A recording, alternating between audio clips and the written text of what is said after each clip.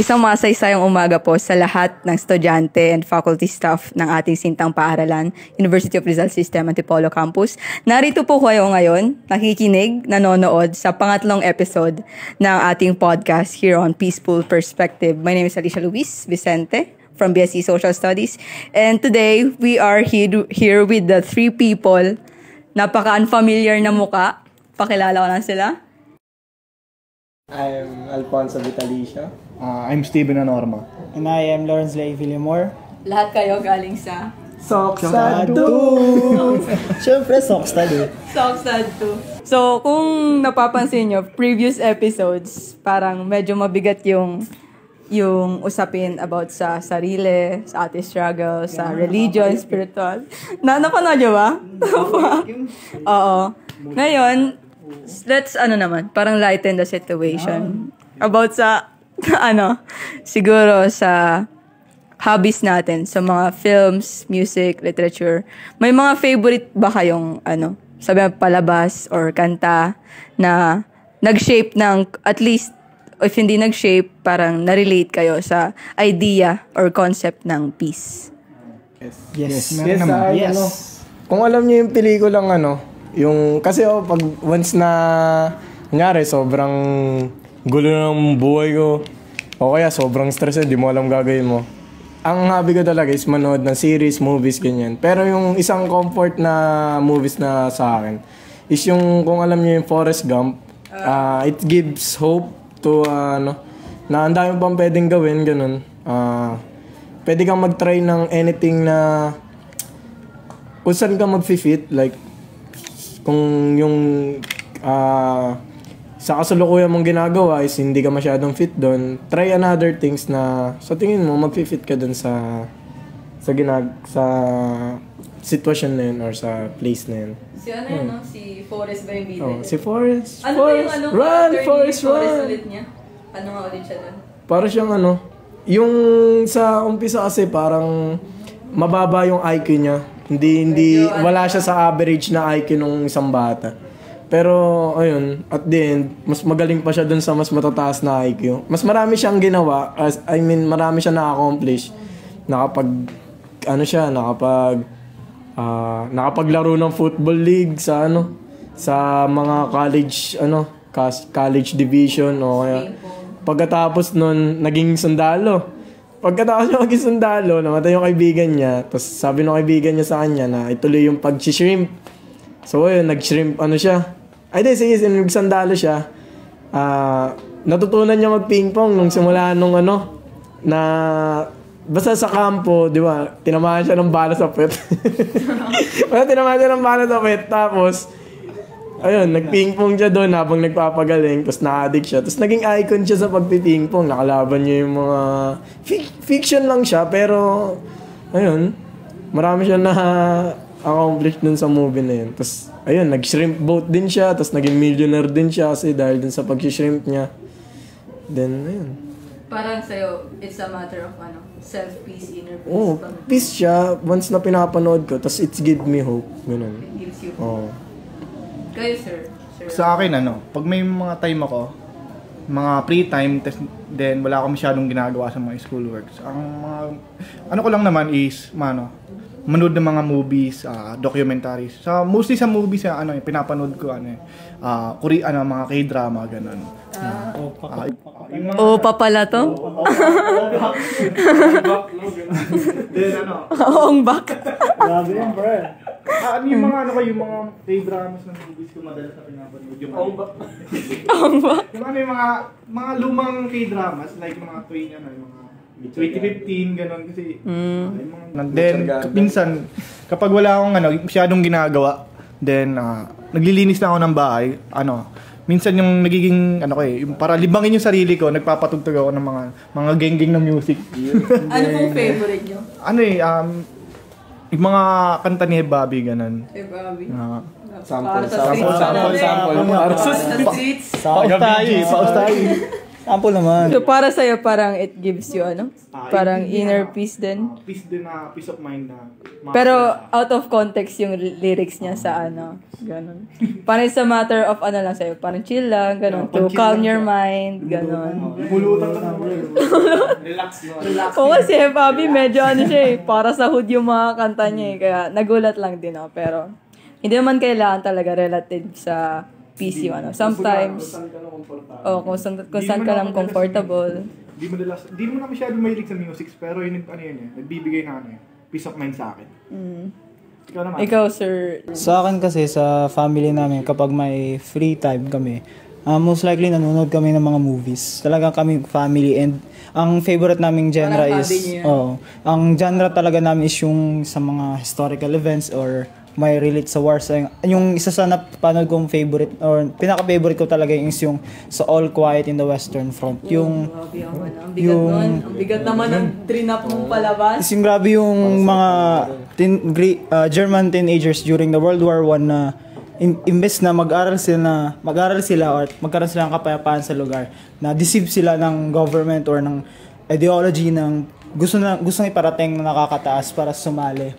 Anyways, before pa bago mag-further deepen yung discussion ni Sir Lawrence, viewers discretion lang po. The views and opinions of our host, and the interviewees do not reflect with the opinions of our institution and the school. Labas kami dyan. Labas kami dyan. Hindi to pang Sige, sir. Continue, sir. Yung kasi sa kwento na talagang the age of World War I na nagre-recruit sila ng mga youth, ng mga imbis na from high school, magdadire ka sa college, gagawin nila, re-recruit sila. And yung yung recruitment na bibigyan sila ng damit, ng barel, pero yung damit na binibigay sa mga bagong sundalo is ginamit na, tas may mga stain pa ng blood ng dati sundalo. And then yung makikita mo yung feeling or yung emotion ng mga youth nga dahil nagamitin sila, is excited, kumakanta pa sila during pag-march sa frontline, and pagdating sa frontline lahat sila nag-iiyakan na mas maganda pala na di na lang sumali sa gera. And nakikita mo doon niya through the years or stage ng war is grabe na yung ilang libo na 100,000 na yung namamatay na German side, and yung kalaban ng German ng side, kaya doon na sila nagkaroon ng peace treaty. Pero ang number one na napansin ko doon about sa peace natin is hindi magkakaroon ng peace kapag may taong gustong sirain yung peace na yun. So yung pinaka-favorite ko talaga kasi ganda ng concept niya para ma-achieve yung peace, tsaka experience na rin ang natin. Napaka lalim na nag-drop ng biglang mabigat na palabas. Parang yung sa sinabi mo, to you, parang it shaped your idea in peace sa country. Peace sa nationalism, peace sa country. Ganun ba yung yung impact sa'yo ng All Quiet in the Western? Kasi ngayon nga, sa teenager ka na meron kang opportunity, meron kang peace sa isang area mo. Pero, yun nga, dahil sa mga thinking ng tao o sa nakapaligid sa'yo, maaaring masira yung peace mo. Maaaring kang maudyok na mapunta ka sa lugar na maaaring ikamatay mo, ikadisgrasya mo, at mawala yung kapayapaan sa isip, sa puso. Kasi napakaganda nga ng concept na napakaganda ng concept ng All Quiet in the Western Front. Kasi kung titignan, yung mga batang yun, napaka-inosente nila. Then, since usually, kapag may war, hindi laging apektado yung kung sino yung nagpa-facilitate ng war, kung sino yung nag-administer ng war, kundi yung nasa ilalim ng estado, yung mga kagaya natin na, lalo kagaya nyo, mga lalaki. Lalo na, paano pa kaya pag may war na di ba? Nangyayari. Bigla kayong madraft. So, parang, yung sa sinasabi mo, sir, nadadepict niya yung innocence ng journey ng mga lalaki, mga potential nila, yung hopes nila to be an adult, but at the same time, nawala because of the lack of peace sa bansa. Napaka-lalim.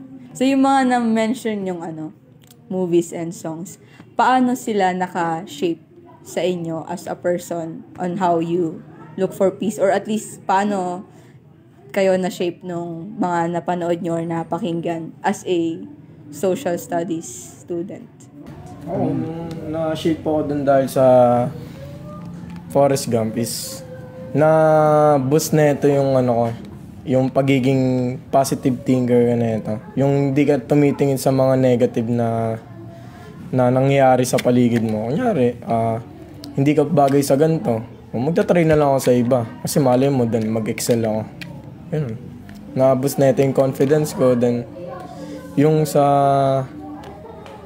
peace of mind dyan na diba, nung na-stress siya, nung iniwan siya ni Jenny, tumakbo lang siya. So, yun, nakapag-isip daw siya habang tumatakbo. Bali, hindi siya nagpadala, hindi siya naglugmok dun sa isang tabi. Nagsenti, hindi ganun. Nag-explore siya, basta lang siyang takbo, saan siya nakapunto. Tapos dahil dun, nagkaroon pa siya ng nasulat pa siya sa Guinness World of Record, man. Napakalayo doon ang tinakbo. Ayun. Naboost nun yung pagiging positive thinker na huwag kang papadala sa negative. Ako, para sa yung mga movies na yun, like sa mga K-drama, so mostly kasi lately lang nanonood ako ng mga documentaries. Mga like sa mga mga civilization. Then nakita ko yung way nila ng from war to peace. Nakita ko yung progress nila kung paano ba nila niresolbahan yung mga bagay-bagay sa paligid nila, like nakita ko na yung mga way nila na kahit anong problema, di ba? Kahit anong problema na nangyayari sa paligid natin, may resolution na maaari tayong maaari nating malaman upang ma-apply natin sa buhay natin na yung mga ganung bagay is hindi siya pamatagalan, kundi may mga solusyon na magiging payapa tayo. Parang gano'n. Sa akin naman, yung pinaka tumatak talaga sa akin is yung magkakaroon lang talaga tayo ng kapayapaan. Halimbawa, ako, ikaw, lahat tayo nandito is dapat nagsisimula sa sarili.